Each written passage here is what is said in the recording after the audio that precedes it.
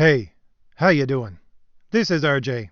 So today I'm going to start by describing for you a bit of a revelation that I had over the last week.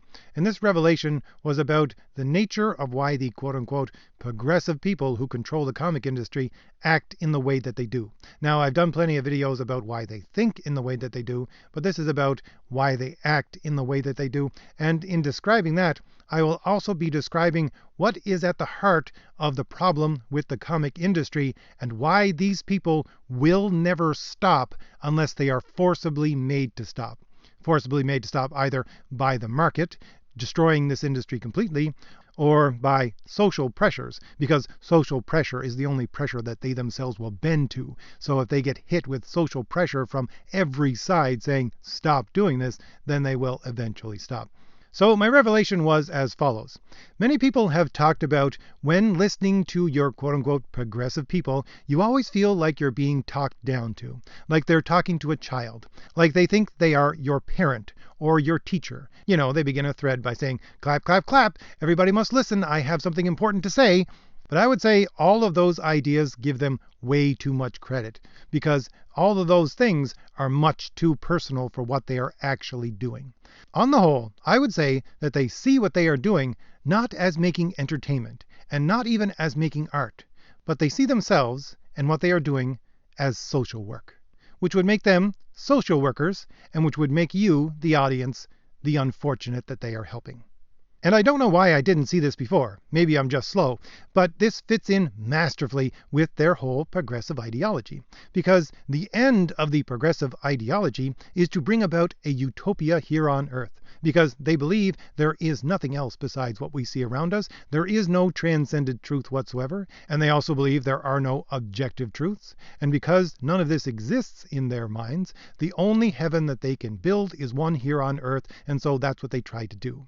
And since there are no objective norms in their ideology, then they believe that everything, and again I do mean everything, including reality itself, is shaped by social forces. And so what are they going to do in order to bring about this utopia here on Earth? Well, of course, since social pressures shape everything, they're going to manipulate social forces in order to bring about their utopia. And since comics are a form of media, and media deal specifically with an audience, they are bringing these social pressures squarely to bear on the audience themselves. That is to say, they see themselves as social workers and their audience as unfortunates. Now, I'll have to clarify a few things.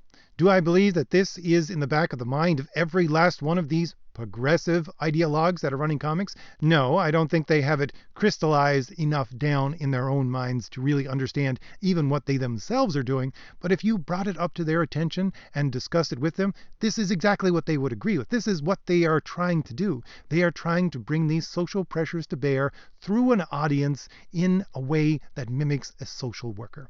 And the other point that I have to clarify is the fact that there are two kinds of unfortunates in this situation.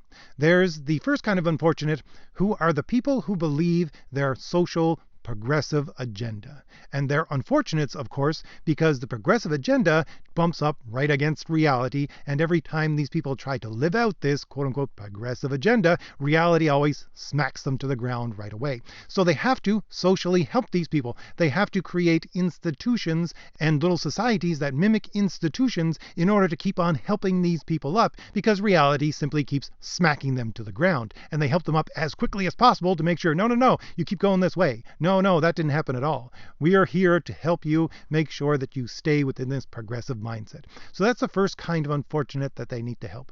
But the second kind of unfortunate is the kind that both you and I would belong to. And this kind of unfortunate is the more wretched in their eyes. They are the people who do not believe their progressive ideology.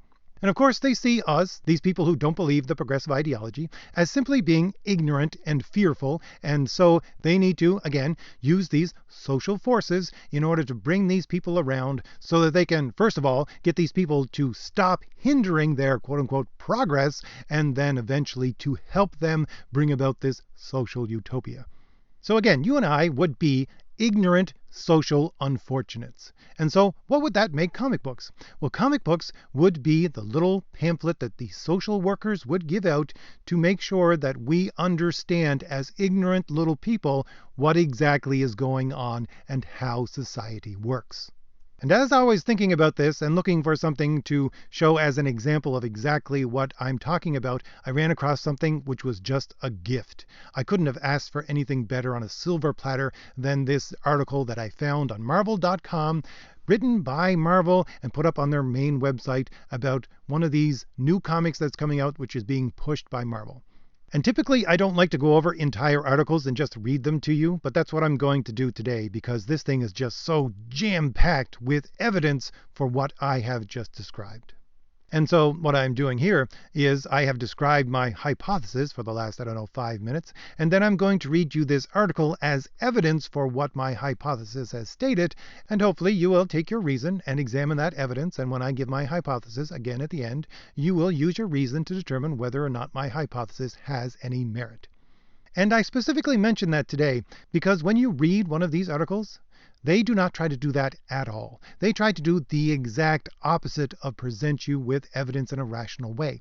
What they try to do is to lead you along down an emotional path so that you are emotionally convinced or emotionally blackmailed into accepting their hypothesis, which they don't give you until the end of the article. And just to let you know, first of all, this is probably going to be a long video. Secondly, we're going to go deep down a rabbit hole with this article. And thirdly, I'm going to take the article and put the link in the description for it if you want to go read it yourself. But I'm also showing it on the screen in case you want to see what it says. So this article is about Marvel's Voices #1, which is a comic which is coming out next week. And there's a big push on for this new comic that is coming out. There's at least half a dozen articles on Marvel.com about it. And they have, of course, been put out there on Marvel's social media all over the place. So here's the little blurb that they give about Marvel's Voices at the beginning of the article. Arriving in comic shops on February 19th, Marvel's Voices #1 features a collection of brand new superhero adventures, as well as 7 essays from creatives and cultural journalists discussing their favorite Marvel characters, stories, and comic book eras.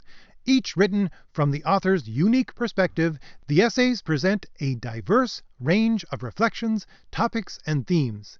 These are Marvel's Voices. So, as I said, this thing is the epitome of the social worker handout that they are giving to people in order to show them what they need to understand about society. We have this quote-unquote comic book that has supposedly new superhero adventures, but they also have 7 essays from these cultural journalists who will be discussing their unique perspectives and diversity. Now, before I begin the article itself, there's something else I have to bring up. The article is called Lift Every Voice by John Jennings. And right at the first of the article, they have the picture that I'm showing you now of the Marvel Voices cover. And it says right in the corner of it, inspired by the acclaimed podcast series. Now, as I have mentioned many times before, these people have no merit in what they do, and so they need to present you things based upon an appeal to authority. And the fact that this is based upon a podcast that has received awards is their statement of authority. And funny enough, at the end of this article, they also give the authority of the person writing the article. Because, as I said, there's half a dozen of these articles, and this is the only one that I ran across that actually has this stuff at the bottom.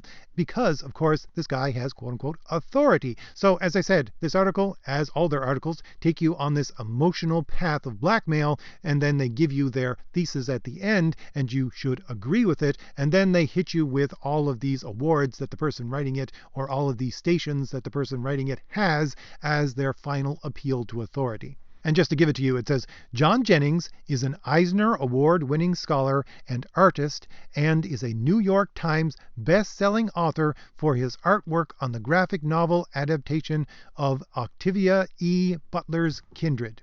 Jennings is also a professor of media and cultural studies at the University of California, Riverside, and is founder and curator of Abrams Megascope, a new imprint from Abrams Comic Arts that focuses on primarily speculative graphic novels by and or about people of color.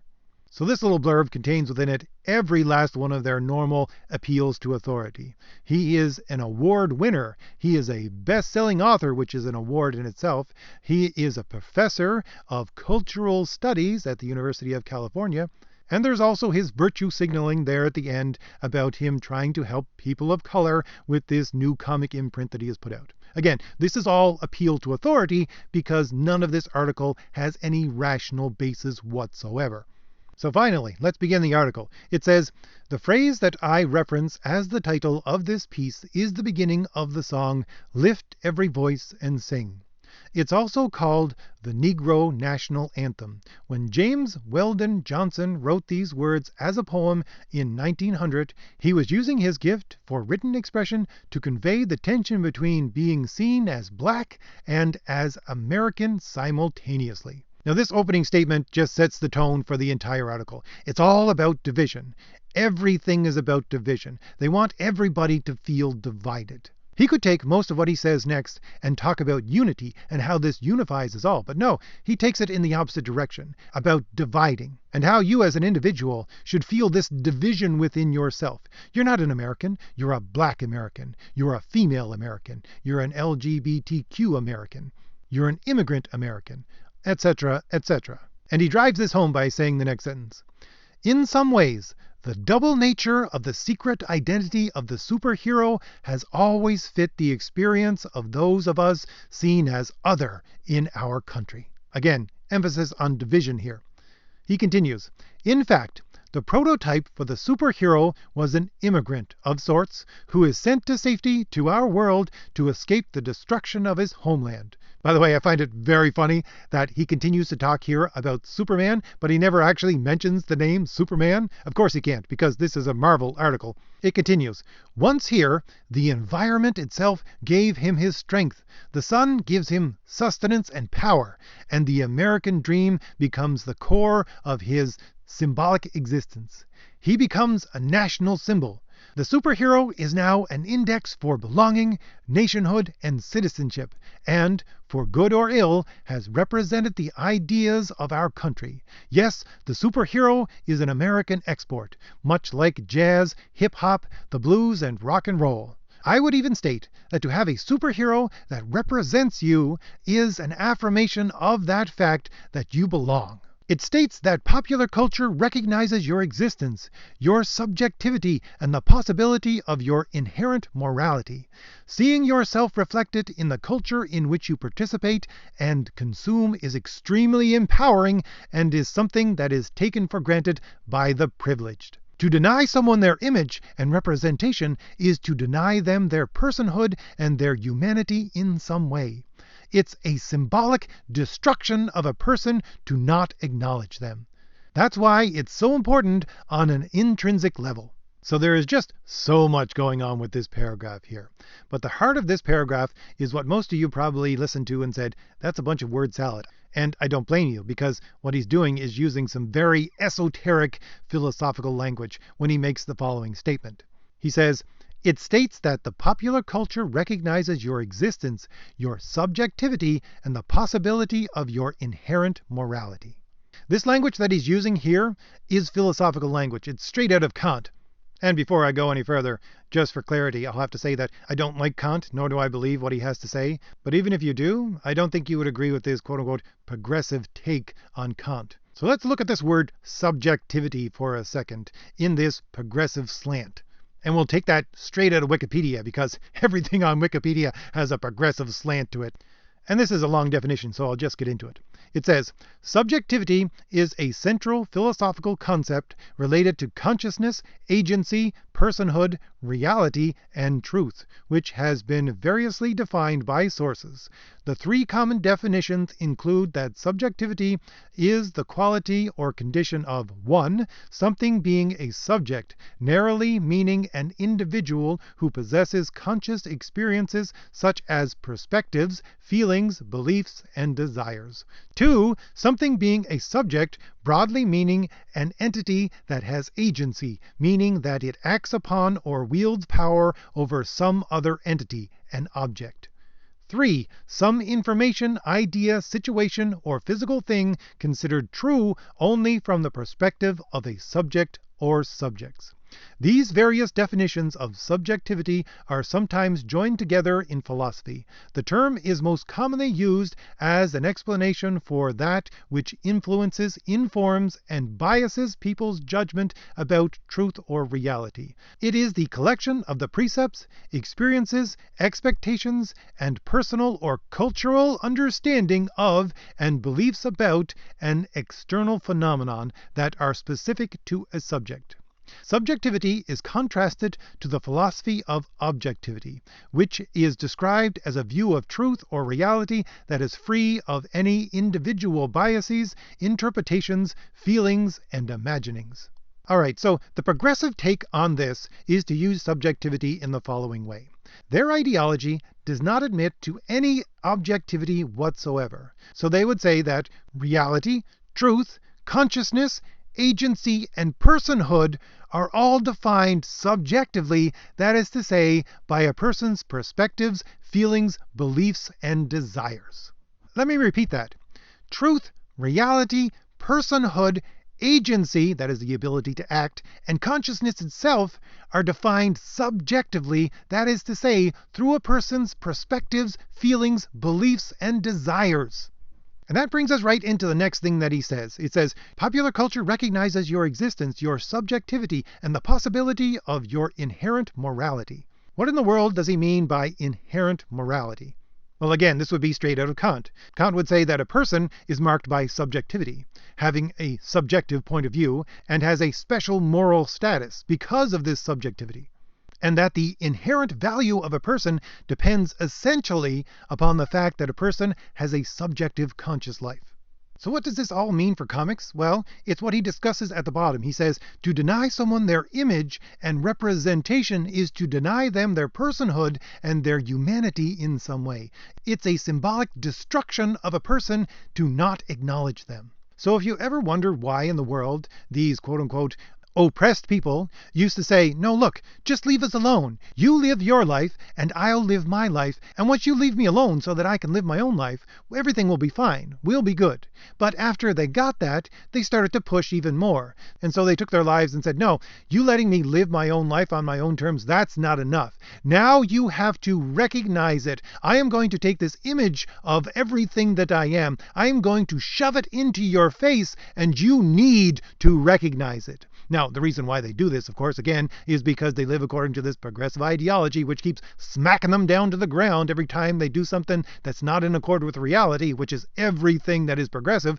And so to try to legitimize their own existence and their thoughts, they have to shove this in your face. And the reason why they have to shove this in your face is because, as he says here, to deny someone their image and representation is to deny them their personhood and their humanity in some way. So to not put these representations of all these different minorities in these comics is to deny them personhood in their minds. Not only that, but as he says, it's a symbolic destruction of a person to not acknowledge them. So not only do they have to be there, but they have to be there, and then they have to be praised for being there. Otherwise, you are, first of all, denying their personhood by not allowing them to be there, and second of all, symbolically destroying the person unless you praise everything that they are. And here's where it gets insidious. He had stated above that the superhero is now an index for belonging. And that, quote, a superhero that represents you is an affirmation of that fact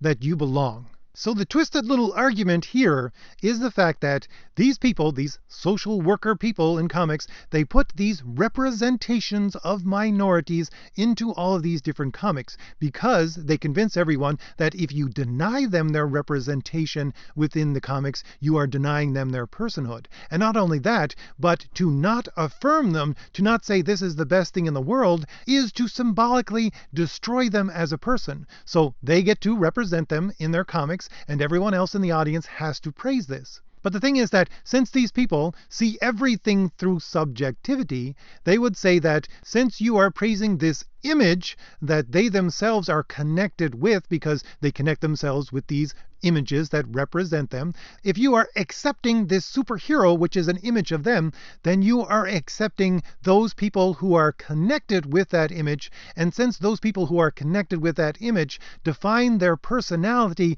through subjectivity, that is to say, they define their very personhood by what they think, believe, and desire, if you are accepting this superhero, you are accepting them, and therefore in turn accepting everything that they think, believe, and desire. You see how twisted this is?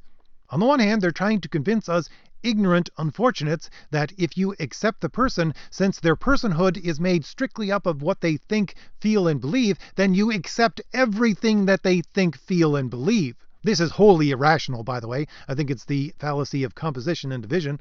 But they're also trying to convince these progressive unfortunates that because we accept these superheroes, therefore we are accepting of them, and we who love superheroes are supporting them in everything that they do. And so when they fall, because reality smacks them down, we'll be there to help them up. He continues on and says, Marvel Comics has long been a space for experimentation, innovation, and social responsibility.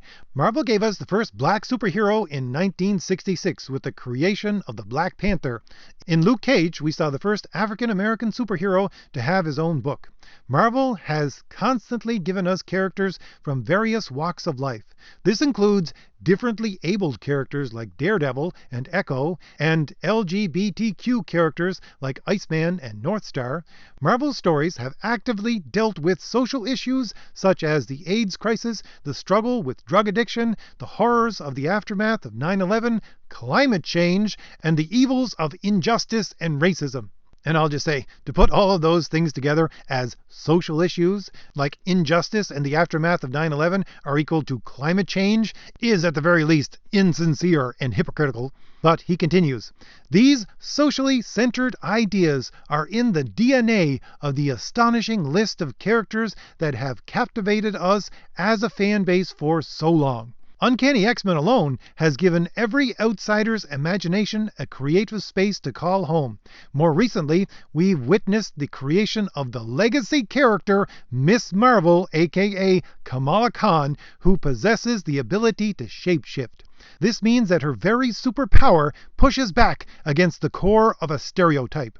Stereotypes traffic in notions of fixity and inflexibility. Today's Marvel Comics has sought to rectify past negative depictions of minorities in comics with a more evident spectrum of representation. So it isn't a huge surprise that a book like Marvel Voices #1 exists. It's a radical, beautiful, action-packed love letter to those of us who don't look like Peter Parker, and then in quotes it says, although we do love him as much as his Aunt May does. So let's unpack what he says here. First of all, apparently Miss Marvel, Kamala Khan, is now a legacy character, and she is the most important of these characters because her power itself is to shapeshift, and it defies notions of fixity and inflexibility. This is exactly what objectivity is. Objectivity says that this thing is what it is, no matter what you think about it, no matter what you feel about it, no matter what you believe about it, no matter whether you accept it or not, this is the way that reality states that it is. But of course, as I said above, they have to destroy all notions of objectivity because in their ideology, everything is based upon subjectivity. Everything is defined by their feelings, thoughts, emotions, beliefs, desires. So Kamala Khan is the new Superman. Kamala Khan is that new representation that destroys these ideas of objectivity. These ideas of objectivity that are the basis for all of Western civilization. You know, your white Christian European civilization, which I believe is what he referenced above as the privileged part of society. And here again we have something which I have stated many times. He says that these socially centered ideas are in the DNA of these characters. I have said for some time now that these characters that especially Marvel produces, but even in the rest of the comic industry, they are no longer characters at all. They are ideas in a mask. And I don't mean the mask of their superhero mask. I mean these ideas are being presented to you as if they were characters. The fact that they are being presented as characters is the mask. But they're not characters. They're just ideas. And what kind of ideas? Well, these socially centered ideas, as he said here, that are their DNA. So here he is doing exactly what all progressives eventually do. He is rewriting history to show that these ideas have always been in the right, that these ideas have always been the center of everything, because of course they can't admit to the fact that their ideology is only right now. They have to show that it was right everywhere and in all times and in all places, which of course is completely ridiculous, because their ideology is stating there is no truth, and there is no truth at any time, at any point, at any place in history. It's always been this way, which would be a statement of truth, but of course reason is something that doesn't get in their way.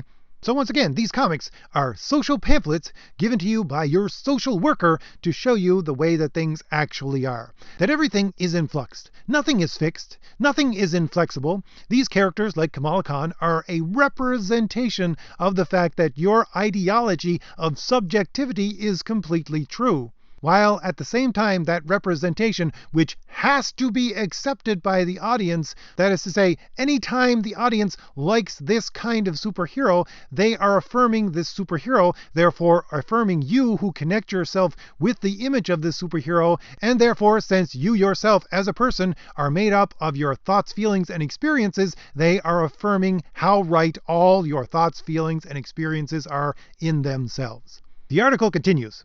The creators and characters in this collection are vital, diverse, exciting, and necessary.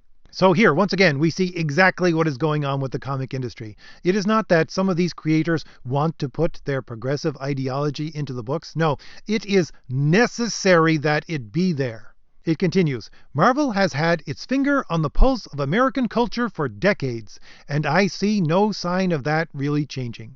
What I do see on the horizon is a broader spectrum of stories, experiences, creators, and characters that illustrate the transformation of what it means to be a hero and what that hero may look like. Now this is exactly what I talked about 2 videos ago. I'll link that video at the end, because what they're trying to do is to fundamentally transform the idea of what a hero is from what we thought about in the traditional sense of a hero, because those traditional ideas of a hero are objective standards. That's where they come from. And as I talked about in my video on the redefinition of hero, what a traditional hero is a self-sacrificing individual because he recognizes these objective norms of reality, and he has to sacrifice some of himself in order to serve things like justice and courage. But this new redefinition of hero is to show you that only progressives can be heroes, and that progressives need not sacrifice anything within themselves, but they need to be ready to sacrifice others for themselves and for their progressive ideology. This is the redefinition of hero that he is talking about here. He continues, some people may not like this change because change is frightening sometimes. So here we have, once again, their irrational appeal to emotion. Because in their own minds, nothing is constructed objectively, but only through feelings, thoughts, and desires, they project this on everyone else. And everyone on the other side, if they are opposing their progressive ideology, they must be doing it out of a place of ignorance and fear. Because again, everything is based upon what you think, and your feelings, and your emotions, and your desires. And since they assume automatically they're in the right, if you are opposed to them, you're in the wrong, and that wrong would come from the sole place that everything comes from, which is feelings, thoughts, and emotions. So it must be from negative thoughts, feelings, and emotions, and therefore your opposition to this is from fear and ignorance. Oh, and the entire sentence goes like this. Some people may not like this change because change is frightening sometimes. It's fraught with the unknown.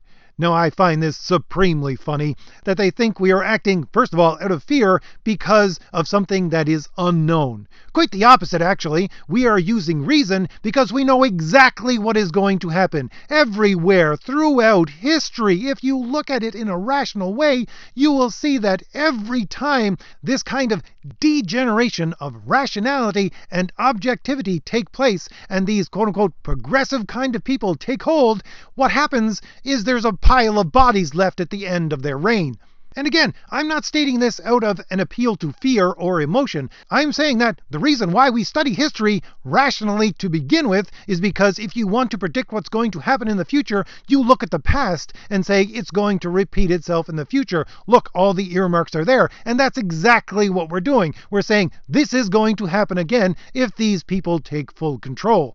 It is not unknown in any way. But then he continues, the tale of the hero gives us a sort of distance from that fear so that we can have perspective to deal with the future. Marvel has helped many a reader move forward through their favorite characters. Every creator who is featured in this collection grew up loving comics and projecting themselves onto characters that didn't actually represent them. That fact is rapidly changing, not only at Marvel Comics/entertainment, but across all media and every nook and cranny of popular culture. And guess what? That's a good thing! Exclamation mark, because every invisible man and woman, every native son and daughter desires to see what it's like to be at the center of a story, to matter. We can all wear the mask because we too are American. Now, once again, you see, these things, these comics that they put out, they are the pamphlets that the social worker gives to you. Because it says right here, if you don't agree with them, you're acting out of fear and of something you don't know. That is to say, out of fear and ignorance. But as it says, the tale of these heroes gives us a sort of distance from that fear. So these stories are meant to distance you from that fear so you can accept these ideas that are being presented to you. And as I say, Marvel has helped many a reader move forward through their favorite characters. So this is the social programming that these comics are supposed to bring about. They're supposed to expose you ignorant, fearful person, they're supposed to expose you to these ideas in a comfortable, familiar way that's at a distance enough so that you will allow yourself to be exposed to them, and you will be then transformed by them by learning something new, and therefore you will not be fearful of them anymore. And once again, he calls back to what he said earlier. He says, because every invisible man and woman, every native son or daughter deserves to see what it's like to be at the center of a story. First of all, he's saying that if you're not there in the story to begin with, you're invisible, and that's a destruction of your personhood, as he said previously. But here's your progressive mindset of your progressive hero. You need to be at the center of the story. You, as a progressive, need to use this hero to feel like you yourself are the center of everything. This is the new progressive hero, by the way. And the last paragraph is the kicker. He says, Marvel didn't seek to make comics for just one person. Marvel wanted to make stories for everyone to enjoy. And they have kept pushing boundaries to achieve that end. Yeah, Bob, the reason why they did that was because they wanted to make money. They wanted to appeal to as many people as possible so that they could make money, not so that they could push this social agenda which you have written into their history. He continues, this book is a celebration of that fact. It's a reminder that stories are empathy machines that can connect us and help us to see things that we have in common. Because that is a hard thing to see these days. So yes, James Weldon Johnson's song is nicknamed the Negro National Anthem because it speaks of different but just as central narratives to the American experience. However, the actual title isn't Lift Every Black Voice and Sing, it's Lift Every Voice and Sing. He was making room for everyone, just like Marvel has been striving to make room for everyone as well, little by little, one panel at a time. So, in the minds of these quote-unquote progressive people that are creating these comics, that are in control of this industry, do they see stories as being entertainment? Do they see stories as being art? No, as it says here, they see stories as being empathy machines. And the reason why they use these empathy machines to push their narrative is twofold. It's because, of course, they can't make any rational argument for you to actually believe what they believe. And second of all, they themselves are based completely on subjectivity. That their entire being, their entire personhood is based upon their feelings, emotions, desires, and beliefs. So the entire argument of this article is as follows. You, as a comic reader, are a social unfortunate. You are ignorant and full of fear because that's the only thing that motivates people in their minds. And so you have to be divested of this ignorance and fear, and the way that they do this is they present you with this social pamphlet called a comic book. And panel by panel, page by page, it exposes you to this new kind of hero. This new kind of hero allows you to distance yourself from that fear and ignorance and allow you to see these emotions and these feelings and experiences of these different kind of people that you label as other. They become in themselves empathy machines, which allows you to partake in their feelings, in their emotions, in their desires. That is the first step, and that first step takes you from being someone who is opposed to them to someone who either will stand out of the way or someone who will help them.